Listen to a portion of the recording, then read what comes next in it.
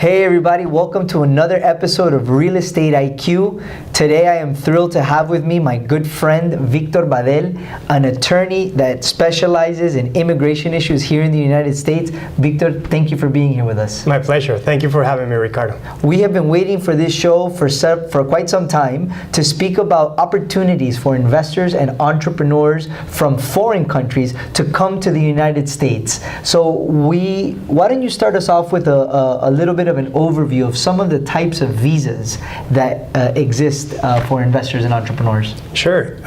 From the investment standpoint of view, I can mention two. Okay, first, the E2 visa, which is a treaty-based visa. And then there is the EB5 visa, which is another type of investor visa that is regulated by the federal government, which basically allows people to buy into the green card. Right. And then there is another type that I can mention, which is the L1. It's more for executive and managers that basically work abroad or have a business abroad and desire to come to the States to actually have their own business running. Let's break this down a little bit. Talk to me about the E2 visa specifically. What are some of the main characteristics and requirements? And are there certain countries that could take advantage of the E2 better than others? Yes. The most important thing is that we need to have a treaty in place between one of those countries and the United States. Okay? So the requirement is that a person actually must have a passport from one of these countries. And when I say a passport, it's just because the person is not actually required to have lived or actually be living in that country. Okay, so for example, we can have a Venezuelan with a French passport, and they can actually apply for one of these treaty visas. Because France is one of those who actually have a treaty with the United States. In Latin America, I can mention a couple. In Latin America, I can mention Mexico, for example, Costa Rica, Honduras. Going south, we have Colombia, Chile, Argentina. All of those countries have treaties in place with the United States. So basically, any citizen of those countries can come to the United States, start their own business, or actually purchase a business that is currently ongoing. Right. Is there any kind of requirement in terms of the amount of money that needs to be invested or the amount of control that is required if they were to acquire a company? Yeah, the investor must have control of the operation. Basically, that translates into having the majority of ownership.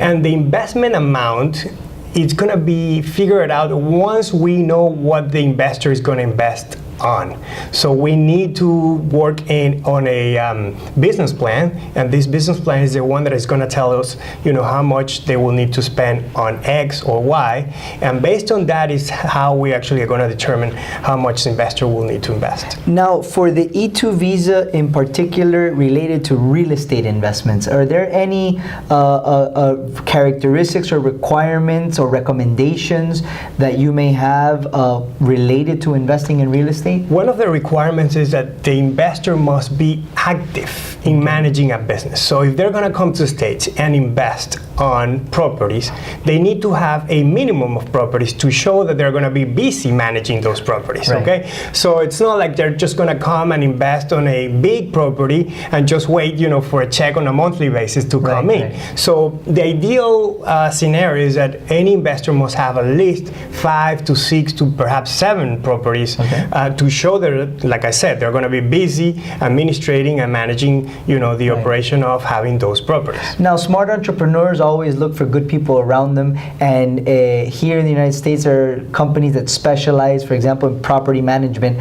Could a foreign investor come and maybe do a partnership with somebody who already actively manages properties and do it that way? Sure. Like I said, they must have they must have majority of ownership. Therefore, they can have a partner with less shares on any company they might have. Therefore, yes, they could actually partner with anybody. Great. So that's one great option then for a lot of our audience. Talk to me a little bit about another kind of visa, the one you mentioned called EB5. Yeah, the EB5 has been a hot issue during the last couple of years. There are 11,000 visas available, and basically the investors is going to come and buy the green card. Okay, the minimum investment as of today is $500,000. The project, and this is very important, Ricardo, the project has to be a project approved by the federal government. Okay. So there are a lot of people out there, a lot of scams, trying to get money. You need to be, you need to do your due diligence. You need to do your own due diligence. You need to make sure that you're investing in a project that actually exists and has been approved. And basically, the investor is going to come. It doesn't matter where the investor is coming from. Here, there is no need to have any country-specific requirements. But the most important thing, Ricardo, is that we need to show the origin of the funds. They gotta be, legal funds, traceable. We need to demonstrate, that the investor actually received the money by proper and legal means. Is there a minimum dollar amount? Yeah, there is $500,000. There are some other expenses that almost every single project in the U.S. will charge for. Some project fees and. It's project fees. They run about $50,000, and then you need to add, some legal fees. Some legal fees, which will be around $15,000 to $20,000. Talk to me about this third visa, the L1. What can people do with the L1, and who is it for? Excellent. If there is an executive or a manager in one of our countries, in Latin America or in Europe, and they decide, and they have a business, a formal operation, and they decide to open another operation. It doesn't have to be the same operation. It can be related somehow, but it doesn't have to.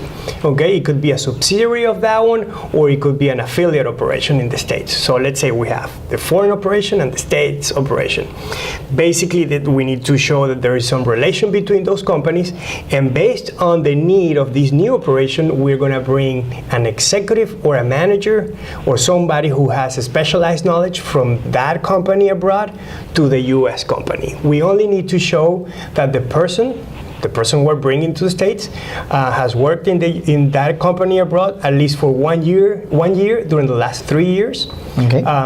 We need to show that the company abroad has some formalities in terms of payment of salaries, payment of taxes, things like that sometimes, unfortunately, Ricardo, in our countries, in Latin America, people are less formal. They're not so formal. So we need to show that formality. Now, talk to me particularly, for example, in the case of Mexico, which is part of NAFTA treaty, are there any options out there specifically for Mexico? Yes, there is a visa based on the treaty. It's called the TN visa. This visa, Ricardo, is just for professionals. So you need to have a bachelor's. You need to show that you went to a university and you have at least a 4 years degree. You need to have an offer from a company here in the States, and you can come and work for 3 years, and it's a very easy visa to do. All we need to do is show that there is a bona fide offer, in other words, a real offer, that the person is actually a professional. The list of professions, it's huge. It's very long. You can actually search those on the USCIS page, and I can tell you that, there's so many that you won't believe it. It goes from engineering to architects to attorneys, etc., etc. I imagine that it sounds like such a generous visa that a lot of people take advantage of it. In fact, not too many people actually are using this type of visa. I truly believe that in the near future we're going to see a lot more applications of this type of visa. Well, and luckily for our audience, we have friends like Victor that can guide us all the way there. Victor, thank you very much for coming today. Thank you all for joining us. Keep your questions and ideas coming. We love to hear them so we can continue bringing you great content and great guests so we could all really make good decisions, good investment decisions here in the South Florida real estate market. Till next time, everybody, take care and thank you. Excellent. Thank you. Bye.